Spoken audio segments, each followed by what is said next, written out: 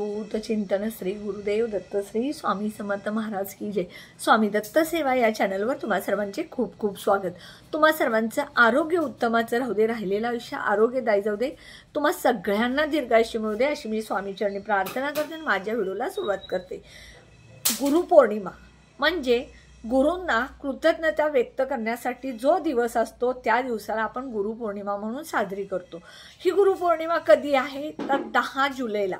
आणि बघा योगायोग म्हणजे या दिवशी गुरुवार आलेला आहे, म्हणजे गुरूंचा वार सुद्धा आलेला आहे। आता धार्मिक श्रद्धेनुसार गुरुपौर्णिमा ही भगवान विष्णू आणि जगाचे रक्षण करते माता लक्ष्मी यांची पूजा केल्याने भक्तांना शुभ फळे मिळतात। आणि या दिवशी पैसे अन्नदान करणे खूप महत्त्वाचे मानले जाते आणि यामुळं आपल्याला ह्या दिवशी हे दान केल्यानं आपल्याला आर्थिक लाभ होतो। तर या दिवशी सगळ्यात पहिल्यांदा सकाळी लवकर उठायचं आहे। ब्रह्ममुहूर्तावरती उठायचं। आपल्या घराचा मुख्य दरवाजा जो आहे तो स्वच्छ करायचा, कारण गुरुवार आहे। हुंबऱ्याला हळदीचं लिंपण लावायला अजिबात विसरू नका, कारण मुख्य दरवाजामधूनच माता लक्ष्मी आपल्या घरामध्ये प्रवेश करत असते आणि हळदीचं लिंपण केल्यामुळे माता लक्ष्मी आपल्यावरती लवकर प्रसन्न होते आणि आपल्या घरामध्ये आकर्षित होते आणि घरातील अलक्ष्मी निघून जाते।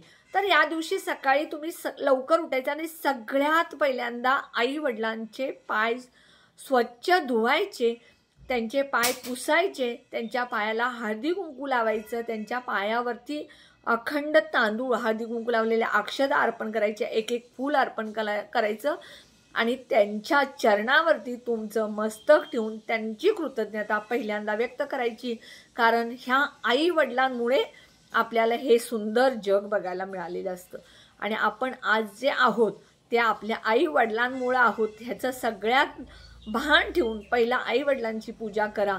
आणि मग नंतर तुम्ही तुमचे कोण गुरु असतील, स्वामी समर्थ महाराज असतील, दत्त महाराज असतील, शिर्डीचे साईबाबा असतील, जे कोणी तुम्ही ज्याला गुरु मानतात त्यांना तुम्ही ह्या दिवशी त्यांची पूजा करायची। तर तुम्हाला ज्या गुरुनी सगळ्यात पहिल्यांदा, तुम्ही लहान असाल म्हणजे कॉलेजला असाल किंवा तुम्ही वयस्कर असाल, तुमचे लहानपणी तुम्हाला ज्या गुरुनी आ ई म्हणायला शिकवलं त्या गुरूंना सुद्धा जर ते आज असतील हयात तर त्यांच्या चरणी जाऊन त्यांना सुद्धा चरणावर नतमस्तक होऊन त्यांचे आभार माना। शिक्षकांचे, ज्या गुरूंनी तुम्हाला 4 गोष्टी शिकवल्या त्यांचे आभार माना। ह्या जगामध्ये ह्या आपल्या आसपास प्रत्येक व्यक्ती गुरु असते, कारण प्रत्येक व्यक्तीकडून आपल्याला काही ना काही शिकायला मिळत असतं।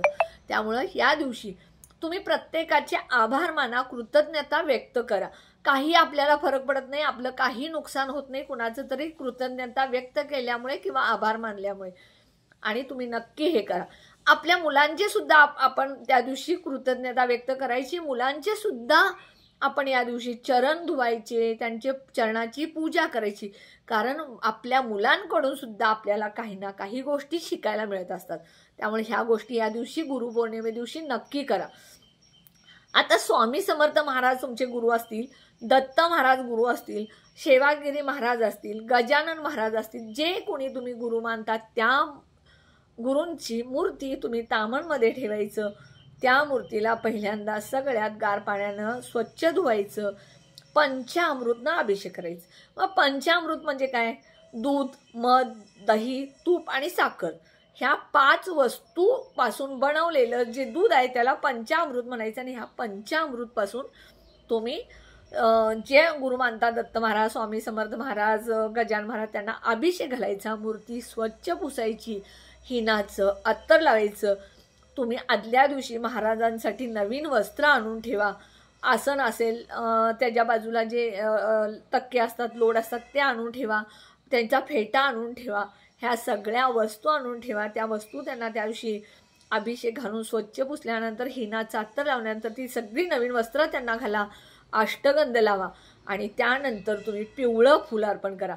या दिवशी तुम्ही गुरुपौर्णिमे दिवशी सगळ्यांनी पिवळं वस्त्र अर्पण करायचं, पिवळं वस्त्र घालायचं आणि पूजा करायची।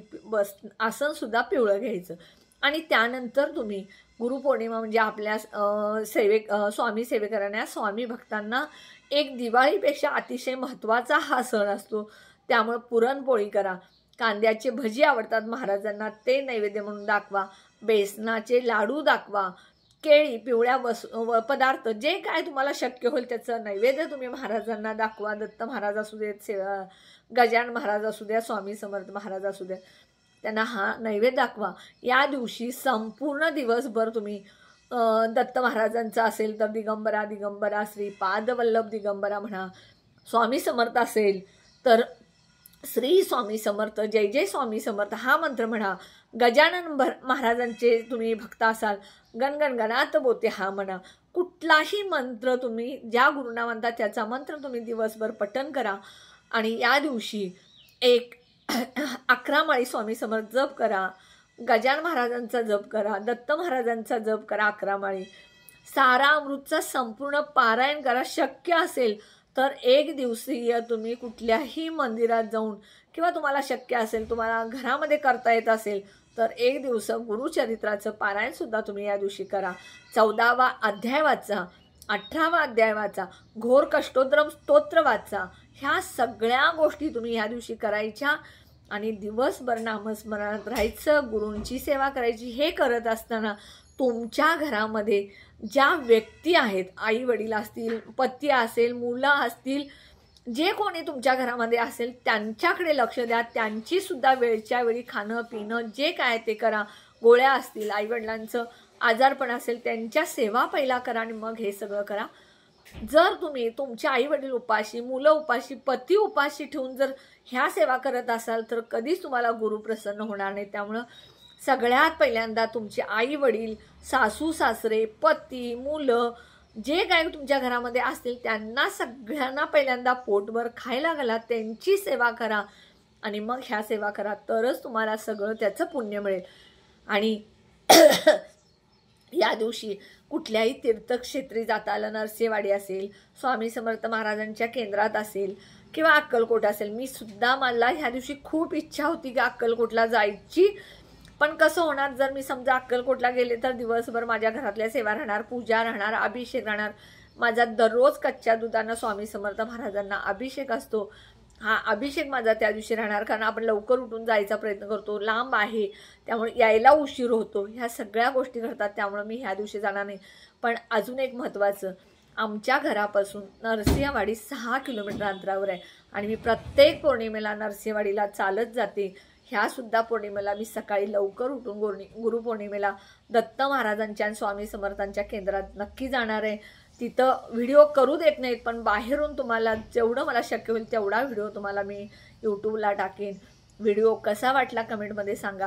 व्हिडिओला जास्तीत जास्त शेअर करा, लाईक करा, ऑल बटनला क्लिक करा.